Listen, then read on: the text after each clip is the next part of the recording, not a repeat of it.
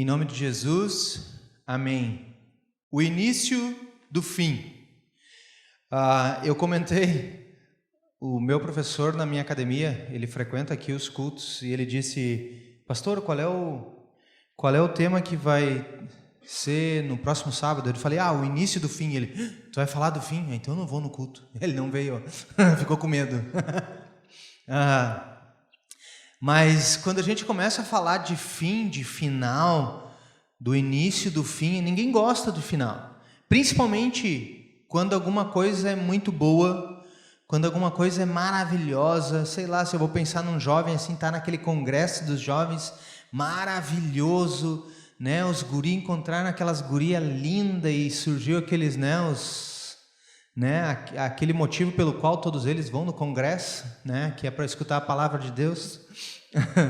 Mas se é aquele encontro, se é aquela janta com os amigos que a gente mais gosta, tipo, a gente não quer que termine nunca, né? Aquele encontro legal, aquela palestra maravilhosa. Esses dias eu participei de umas palestras Cara, eu não queria que aquilo acabasse nunca, porque aquilo enchia a minha cabeça de conhecimento.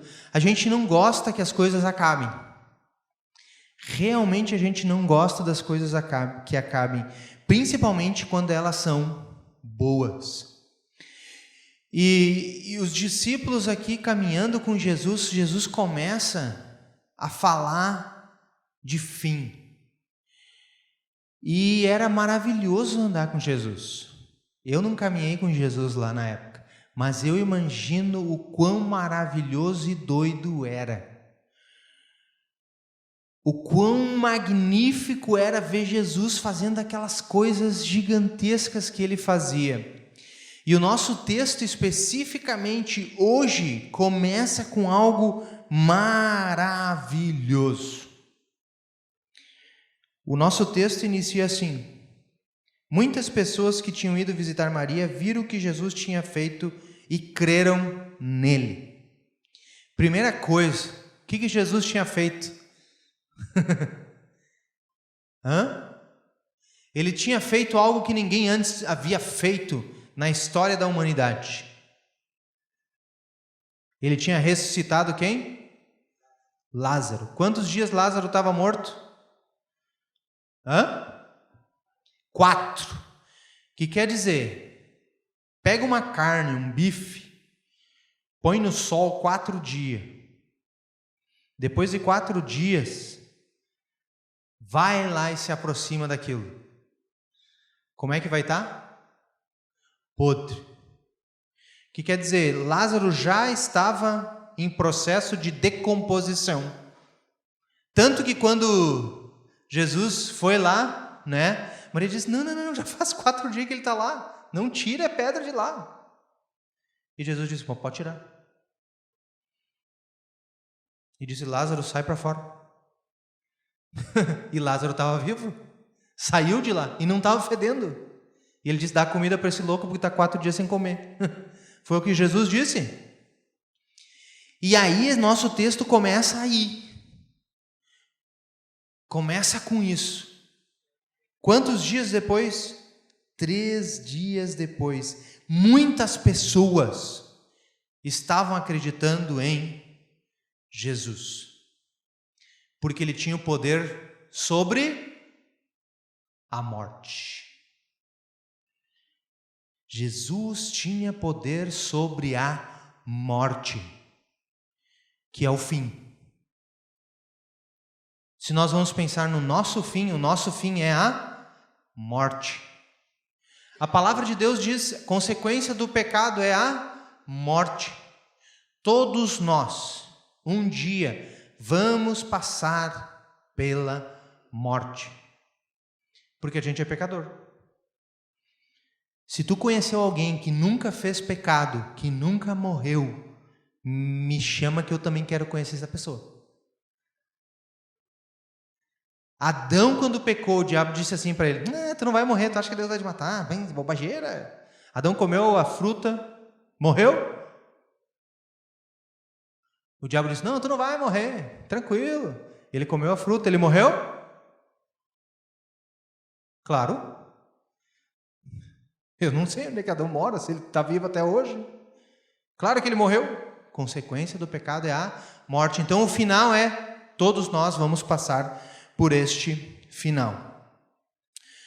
O nosso versículo 48, eu quero que vocês acompanhem aí. Uma galera começou a se uriçar com isso. Meu Deus do céu, Jesus está fazendo tanto milagre, Jesus está fazendo tanta coisa, tantas pessoas estão sendo atraídas por Ele, ninguém consegue fazer o que Ele faz.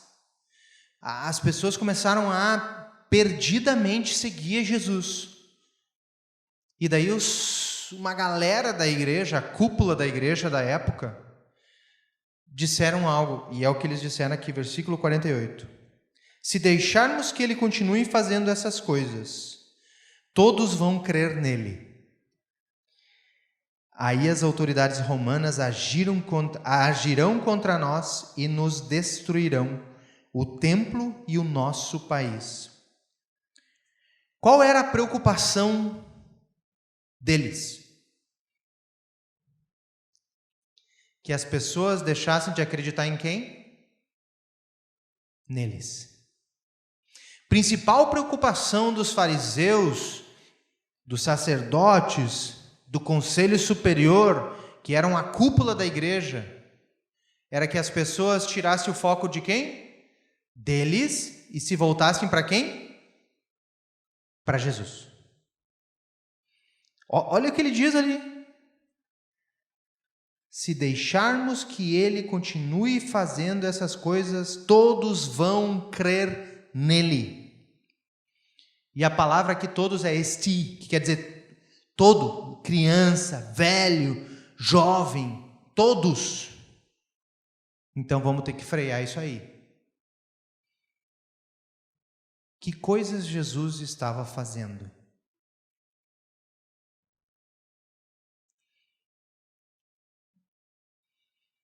Estava apontando as pessoas para quem?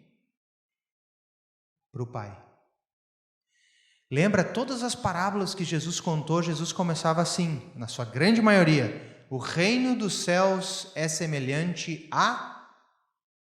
Quando ele falava, ele dizia: eu não estou fazendo aqui minha vontade, eu estou fazendo a vontade do Pai.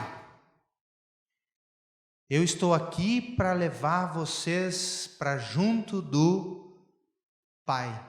Estava apontando as pessoas para quem? Para o reino dos céus. Estava apontando as pessoas para onde? Para a vida eterna. Estava apontando as pessoas para onde? Para onde cada um de nós vai estar um dia. E os fariseus não queriam isso. Os sacerdotes não queriam isso. Os sacerdotes queriam que as pessoas olhassem para eles. Vocês dependem de mim. Vocês precisam de mim.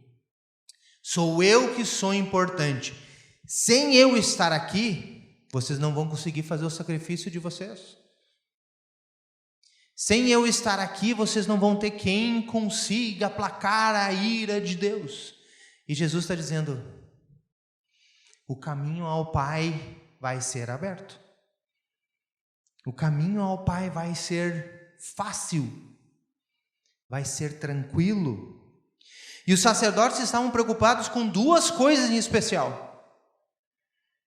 Eles vão destruir o templo e vão destruir o país. Eles estavam preocupados com as coisas materiais. A preocupação deles era: já pensou se a gente perde aqui o nosso templo? Já pensou se a gente perde o nosso país? Já pensou se a gente perde as coisas que a gente conquistou durante tantos anos? Eles estão preocupados com as coisas materiais e não estão preocupados com as coisas do reino de Deus. As coisas pelas quais Jesus passou os 3 anos do ministério dele, falando, anunciando, dizendo, empurrando as pessoas, mostrando para as pessoas que o reino de Deus é assim. Quando Jesus mostrava, fazia um milagre, não era para que as pessoas vissem o poder dele, para que as pessoas sentissem um pouquinho do que era o reino de Deus, para que as pessoas vivenciassem um minutinho do que vai vivenciar lá no céu. Por isso Jesus fazia os milagres, para mostrar como é o reino dos céus. E as pessoas lá não estavam preocupadas com as coisas do céu. Estavam preocupados com as coisas materiais. E aí Caifás, que era o grande, na época lá, sumo sacerdote, ele disse algo super bonito, 51 e 52. Naquele momento, Caifás não estava falando por si mesmo, mas como ele era o grande sacerdote naquele ano, estava profetizando que Jesus ia morrer pela nação. E não somente pela nação, mas também para reunir em um só corpo todos os filhos de Deus que estão espalhados por toda a parte. Caifás olha para o sacerdote e diz: ei, vocês não acham que é melhor morrer um só do que morrer a galera inteira? E daí eles: que esse louco está falando? Vocês não acham que é melhor morrer um só em vez de morrer o mundo inteiro? É óbvio que eles não entenderam. É óbvio que na cabeça deles isso não. Como é que pode um morrer por todos? Até tem vocês lembram dos 3 mosqueteiros? Um por todos e todos por um. Não funciona com Jesus. É um por todos e todos por ninguém. Com Jesus é um por todos. E Caifás, o sumo sacerdote, está profetizando algo que nós hoje entendemos claramente, porque está revelado nas Escrituras para nós. Nós não precisamos que ninguém dissesse isso, já está revelado aqui, que Jesus morreu no nosso lugar. Jesus se entregou por cada um de nós. Por que em cada culto, em cada momento, em cada aula, a gente fala e repete isso de novo para as pessoas? Porque as pessoas esquecem disso. As pessoas se esquecem que são dependentes da vida que existe em Cristo Jesus. Parece aqui que Caifás está dizendo assim: tá, então vamos, tá pedindo a morte de Jesus, né? É melhor um só morrer. Vamos matar Jesus então. Parece que ele está escutando os sacerdotes dizendo: vamos acabar com Jesus. Dizendo: não, isso é uma boa ideia. Isso é legal. Isso é o que a gente precisa. Se fosse hoje em dia, era o que ele ia dizer assim: cara, mas esse é o tri, bom, beleza, a gente precisa disso mesmo. Porque a gente não consegue aplacar a ira de Deus. Deus teve que enviar o seu Filho para que isso pudesse acontecer. E era bem perto da festa da Páscoa. Naquela época a Páscoa não é como hoje, né, como a gente celebra hoje em dia. Eles passavam dias, eles iam, se purificavam, passavam dias lembrando de tudo que tinha acontecido na caminhada do povo de Israel, na abertura do Mar Vermelho, né, dos pães asmos. Eles faziam essa festa, era uma festa grande na época. Então, quer dizer, o povo estava vindo para Jerusalém. E por que Jerusalém? Porque lá estava o templo, lá era o lugar. Tipo, se a gente vai pensar hoje em dia, lá era a igreja. Nós que somos luteranos, seria lá no centro luterano, lá em Porto Alegre. Era o lugar onde a gente deveria celebrar a festa da Páscoa. Era o lugar onde o povo estava indo, o povo estava se importando, o povo estava indo nessa direção. E Jesus também estava indo lá. Mas Jesus sabia da bagunça que estava acontecendo, que queriam matar ele, então ele ia se escondendo. Porque ainda não era chegada a hora dele. E aí acontece uma das histórias que para mim me surpreendem. Jesus disse que estava lá na casa de Lázaro e de repente Maria, uma das muitas Marias que tinha na vida de Jesus, a mãe Maria, Marta Madalena, Maria, então sempre tinha muita Maria, acho que Maria era o nome mais comum que tinha na época. E diz que uma dessas Marias Jesus estava lá, prepararam uma janta e estava a turma toda dele junto, os discípulos junto, e ela foi e pegou um perfume. E se a gente pensa hoje em dia, isso não é nada, né?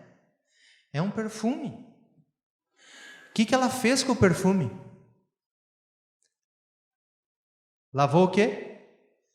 Os pés. Quando a gente compra um perfume caro, né? Eu sei, lá em casa esses dias eu ganhei um perfume caro. Minha esposa disse assim, põe só aqui, ó. Né? A gente mal é mal, a gente faz assim, tss, e daí tu corre, né? Para pegar no corpo inteiro, para não perder aquele, né? A gente faz isso. E nem é tão caro assim, né? Mas a gente... Ela pegou o perfume, olha que doideira. E fez o que com o perfume? Lavou os pés de Jesus. Aí tu pensa, é doido. O que a gente faz um dia no pé, quem sabe a gente põe um talquinho. Mas perfume no pé a gente não vai pôr. Ela foi lá, pegou o perfume, que na época era algo caro, a gente já vai ver quanto custava isso. E lavou os pés de Jesus e estava secando os pés dele como? Com os cabelos. E na época Jesus não andava de sapato. Não tinha asfalto e calçada. Imagina, né, Pablo? Imagina! A gente não consegue visualizar isso, mas eu que já, né? Eu fui do interior e andei muito com meu pai no interior. E a minha família morava em Santa Rosa. Santa Rosa é no interior do Rio Grande do Sul. E o chão lá é vermelho, terra vermelha. Quando nós era criança, ia lá, minha mãe está lá atrás sentada, ela sabe disso.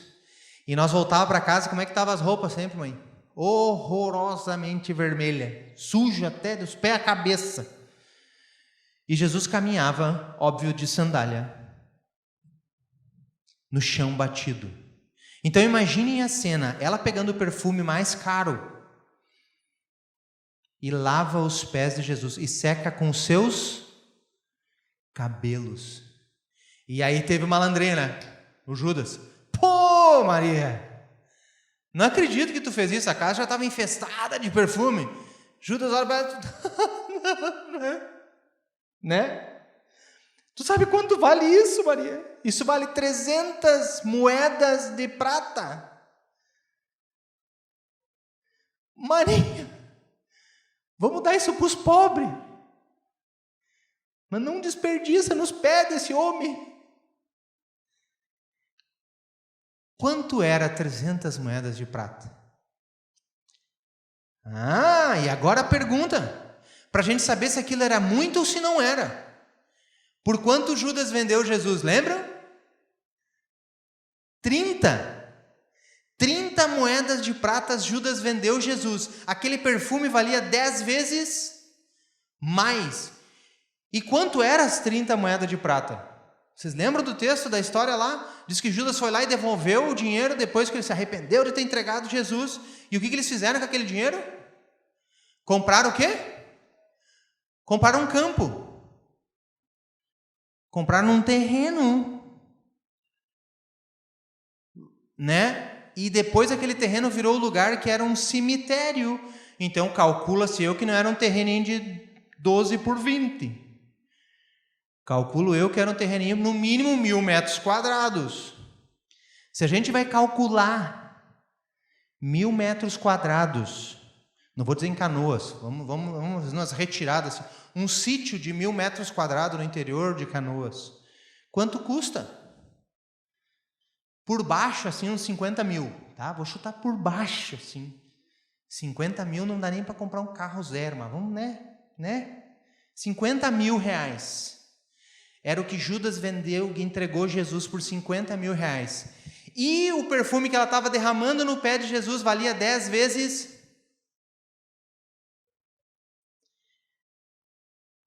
Vocês estão calculando o quanto é isso? É tipo pegar 500 mil reais e largar num pé sujo. Largar num pé sujo. Olha, interessante. Ela estava preocupada com o material? Não. Ela estava preocupada com o espiritual. Os primeiros discípulos, logo depois da morte de Jesus, lá no livro de Atos dos Apóstolos, os primeiros cristãos, o que eles faziam entre eles? Partiam o pão de casa em casa, vendiam tudo que tinham e repartiam com o que tinham necessidade. E hoje em dia, para a gente dar um troquinho para quem precisa é difícil. Muitas vezes da própria família. A gente se nega. Porque a gente é preocupado com o material. E o pessoal naquela época também. Judas, apavorado, ela botando 500 mil reais fora. E a resposta de Jesus naquilo ainda é interessante. O que Jesus diz? Está lá no versículo 8. Porque Judas ainda deu uma negociada, né? Diz, vamos vender isso aí e dar para os pobres. A Bíblia mesmo chama ele de ladrão. Não sou eu que falei, né? Foi lá, falou. Judas estava preocupado, por quê? Porque ele queria tirar de 500 mil, ele podia tirar uns 50 mil para ele. E aí Jesus diz algo bem interessante. No versículo 8, 12, capítulo 12, versículo 8.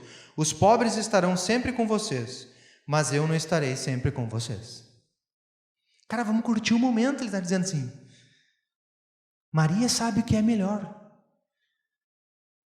Maria estava aos meus pés. Tem uma canção antiga que diz assim, aos pés da cruz de Jesus, perdão eu encontrei. Maria encontrou perdão em Jesus. E a única coisa que ela tinha, a coisa mais valiosa que ela tinha, aos pés desse homem eu vou deixar isso. E eu vou secar com o meu cabelo, o que quer dizer? Para ter um pouquinho disso já para mim. Um pouquinho de Jesus para mim. Grudado em mim. Era o que Maria estava fazendo. E Jesus diz, os pobres sempre estarão com vocês. O que ele está apontando para as pessoas? O que ele está dizendo para as pessoas? Que sempre vai haver alguém do seu lado que precisa da sua ajuda. Sempre vai ter alguém do lado teu precisando da tua ajuda. E muitas vezes não é ajuda de dinheiro. Muitas vezes não é um prato de comida. Muitas vezes é um carinho, um abraço, um aperto de mão, um afago, uma conversa, um churrasco junto, um passar junto. Muitas vezes temos as oportunidades e deixamos ela passar. E Jesus está dizendo, os pobres sempre vão estar aí. E aí a gente pode pensar também nos pobres de espírito, né? Que estão na nossa volta todos os dias. E aí acontece a história da entrada de Jesus em Jerusalém. Jesus estava se escondendo. E muitas pessoas estavam procurando aonde estava Jesus. Porque ele havia ressuscitado Lázaro. Jesus tinha feito algo que ninguém antes tinha feito. Vamos de trás desse homem. Vamos de trás de Jesus, porque esse é o cara. Esse é o Messias. Esse é o Filho de Deus. Este é o prometido de Israel. O leão de Judá. Este é Jesus. O Filho do Deus vivo está aí. Vamos de trás dele. As pessoas começaram a vir. E escutaram, chegaram antes de que Jesus em Jerusalém ainda. Porque a gente gosta na escola dominical dessa historinha para contar com as crianças, né? Jesus no jumentinho entrando na cidade. É tão legal aquela história, as pessoas colocando os ramos. E aquilo era tão bonito. A gente faz um culto, que é o culto de domingo de ramos, né? Que começa lá a Semana Santa, as pessoas enfeitam de ramas aquilo e conta aquela história maravilhosa de Jesus entrando em Jerusalém, montado num jumentinho e tudo. Por que eles faziam isso? Qual era o motivo pelo qual eles estavam fazendo isso? Só porque Jesus ressuscitou Lázaro? Não, porque essa era a maneira como os reis entravam na cidade depois que eles tinham vencido uma batalha. Era a maneira pela qual as pessoas recebiam os reis depois deles terem vencido uma batalha, vencido uma guerra, e chegavam na cidade entrando vitoriosos, e as pessoas faziam o quê? Estendiam suas capas, estendiam ramas, porque aí vem o nosso rei vitorioso. E os reis montavam nos seus cavalos, nas suas carruagens de guerra, e vinham com aquele exército entrando na cidade, o povo todo alvoroçado, e aí entra Jesus, num cavalo maravilhoso, branco, daqueles cavalos grande e bonito, né? Com aquele exército de gente atrás dele, né? Não, está Jesus num jumentinho, com 12 guaimpecas junto com ele, os 12 discípulos, que de guerreiro não tinham nada, uns pescadores. Está Jesus entrando em Jerusalém. E eu digo para vocês, a cidade se alvoroçou. Por quê? Estavam esperando um rei chegar. Vamos lá ver quem que é esse rei que está chegando aí. O que aconteceu? Que guerra que ele venceu? O que ele é vitorioso do quê? E aí vem Jesus no jumentinho. E os 12 discípulos. E a galera inteira. Hosana, hosana nas alturas. Bendito é o nome do Senhor. Jesus chegou. Esse é o Emanuel. Esse é o Deus conosco. Chegou o nosso rei. Agora acabou. Eles disseram: chegou o cara que vai liderar nós para a guerra. É agora. Está chegando o nosso rei aqui. Está entrando. Por isso chama-se a entrada triunfal.